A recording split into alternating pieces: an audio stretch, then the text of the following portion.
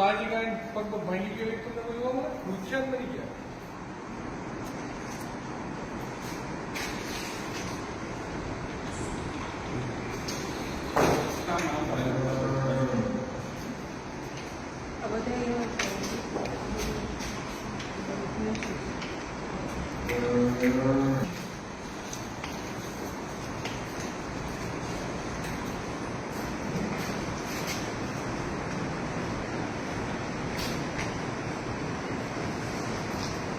અંત્રોલી પાંજરાપોળ કે જ્યાં લગભગ 3000 કરતાં વધારે ગાયોને રાખવામાં આવી છે અને એમાંની આ જે ગાયોની પરિસ્થિતિ આપણે જોઈએ એમને શું ખાવા દેવામાં આવ્યું છે, શું એમની હાલત છે, આ ગાય કદાચ મર્યા વાતે જીવતી હોય એવી અહીંયાની આ તમામ ગાયોની પરિસ્થિતિ છે. તમામ ગાયોમાં મોટાભાગની ગાયો કે ભેંસો જે કોઈ છે આંતરડાઓ બહાર નીકળી ગયા હોય ત્યાં સુધીની ભયંકરમાં ભયંકર ખરાબ પરિસ્થિતિ આપણી સામે છે. આ ગાયો એને તમે જોયું જીવ નામની વસ્તુ ખાલી કહેવા પૂરતી રહી છે એવી આની પરિસ્થિતિ છે. એટલું મૂંગું અને અબોલ પશુ એમના ચહેરાને જુઓ તો પણ એની ઉપર દયા ઉપજી આવે.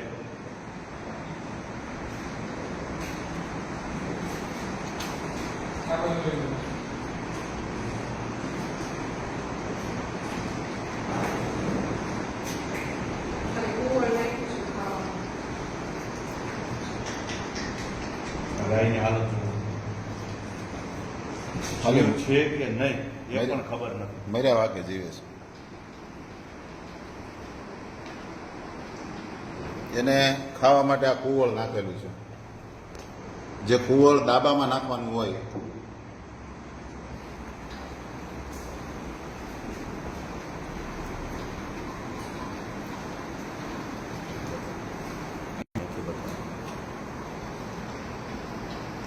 છાણ નથી, આ રોગ છે.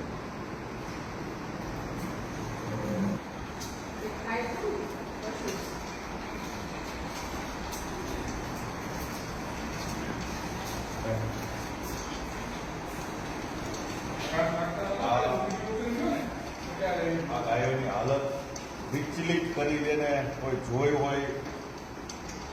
અને આ આખા ભારત દેશની અંદર ગાય એટલે કે એને રાષ્ટ્ર માતા જેને આપણે દરજ્જો આપવા માટે ખંડનીય છે એ ગૌ માતા આપણા સંસ્કૃતિ મુજબ ધર્મ મુજબ જે માતા છે એની આ પરિસ્થિતિ.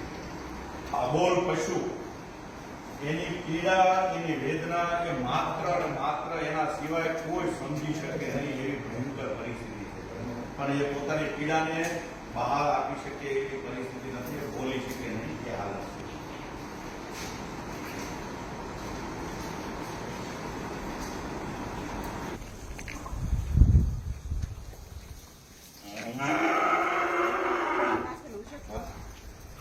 ખાલી બોલો ને કે આ કુવળ સિવાય મોટા ભાગના આ જે ગાયોના વાછરડાઓ એક વાછરડાને તમે જોશો એટલે એના આંતરડાઓ દેખાય છે, એના હાડપિંજરો દેખાય છે. ટૂંકમાં એ પરિસ્થિતિ. કોઈ વાછરડાને ખાવા માટે આવું કુવળ નાખેલું છે. કુવળ સિવાય શું છે? આ આપણે દેશમાં અને એનર્જી નથી એની અંદર, એનર્જી આપણે નથી. ગાયોને નીચે સૂકો કરવા માટે આ કોરું કુવળ કરવા આવે. માટે વાપરવાનું બરાબર, એ હોય. વાપરીએ. અને આ જ ખાવાનું અને આ ખાઈને આના આંતર નીકળી જાય બે જાય એટલે આના ચામડાનો વેપાર કરવાનો એ પણ અમે તમને પુરાવા જોવે છે કે છે કે મારો કાનો આવ્યો પણ કાનો નથી આવ્યો પણ હવે ગોપાલ આવ્યો છે. કાનો નથી આવ્યો. કેટલા ભરી દીધા છે. અહીંયા ગેટ પાસે પહોંચ્યા વાછરડાઓ તરત આપી એને એમ કે હવે કોઈક આવ્યું છે લેવા બધા જ આપણી પાસે. અને આની શું પરિસ્થિતિ હશે તમે જુઓ. કેટલી વાછરડાઓ બધા કંઈક ઉમ્મીદ સાથે આવ્યા છે. શું થાય આમાં? બધા જ વાછરડાઓ બહાર આવી ગયા.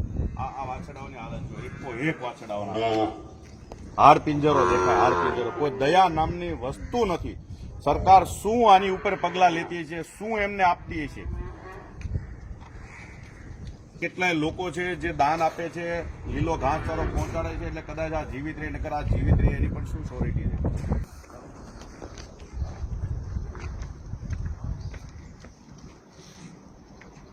ખાવા માટે આ ખોળ વપરાય છે.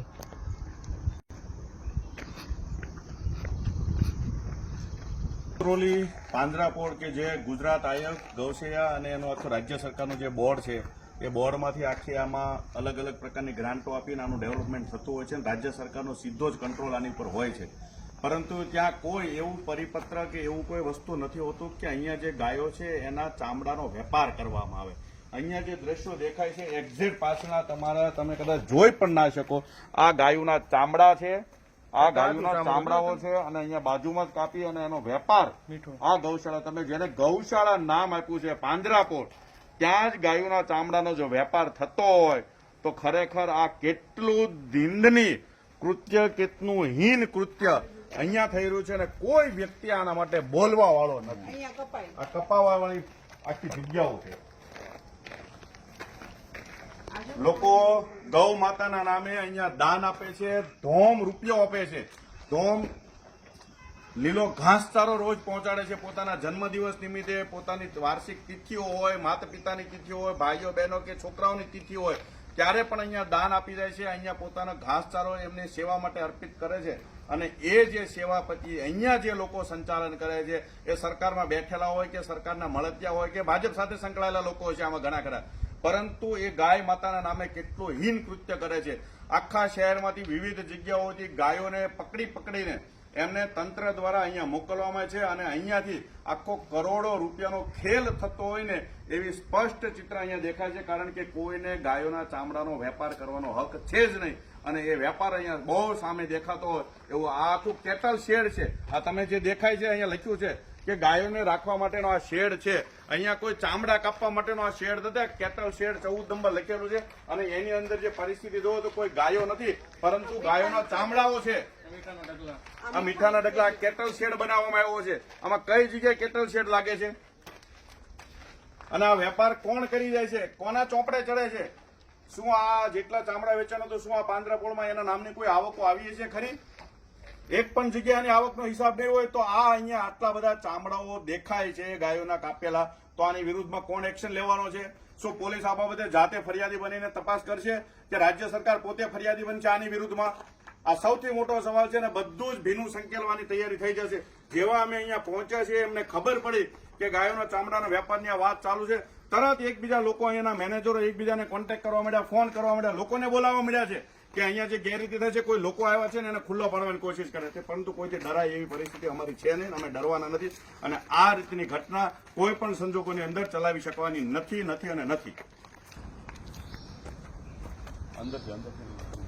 આ જે ઢગલો દેખાય છે, આ જે કુવળ છે, આ કુવળ આપણે દાબામાં દાબો પૂરો કરવા માટે નીચે નાખતા હોઈએ, એના માટે વપરાશ કરતા હોઈએ છીએ. પરંતુ આ કુવળ અત્યારે આ ગાયોને ઘાસ નાખવામાં, એને ખોરાકમાં આ કુવળ આપવામાં આવે છે. તમે પહેલા વિડીયોના માધ્યમથી જોયું કે ગાયોને એને ખવડાવવા માટે આ કુવળનો ઉપયોગ થાય છે. જોકે અહીંયા લીલું ઘાસ મોટી માત્રામાં આવે છે, છતાં એનું ક્યાં કઈ રીતે ગપલો થાય છે ત્યાં કુવળ નાખવું પડે એ શરમજનક બાબત છે. કુંવળ સિવાય બીજું કઈ નાખતા જ નથી.